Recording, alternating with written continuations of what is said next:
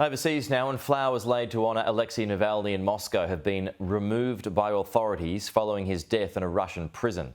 More than 400 people have been detained while paying tribute to the former opposition leader and fierce Putin critic.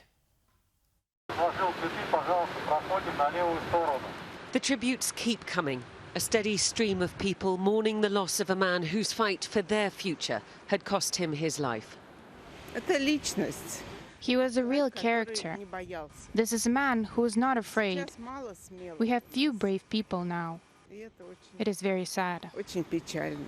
The whole world should know that there are people who are sad, who are terrified and who are shocked, who think that all the political prisoners should be freed.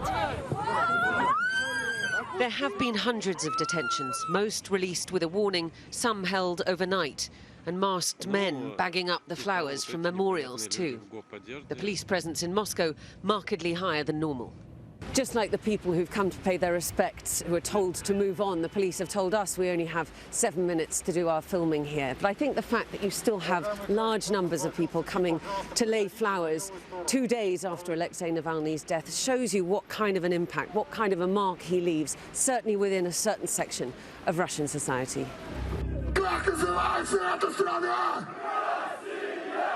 Because there is also another segment, the Z nationalists, let's call them, who'd celebrated at a concert in Moscow, cheering Russia's gains in Ukraine and chanting "the blood clot is broken,"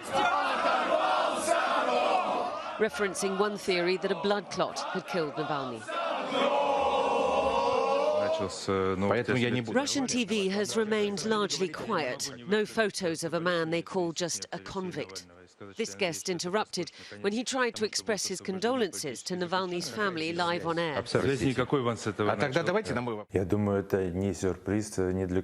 I think this is not a surprise to anyone who watches Russian television programs, but I managed to say what I wanted to say, and I think that those who heard it, the viewers who wanted to hear it, heard it.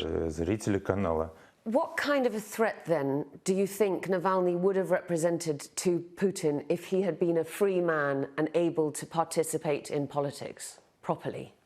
It's hard to say, because if Russia had freedom of speech and free elections, there would be no Putin, there would be no Navalny. Up in the north, the murky goings-on around where his body is continue. His poor mother, Ludmila, who is up there now, with no answers yet. This photo posted by Navalny's wife, Yulia, on Sunday. "I love you," she says.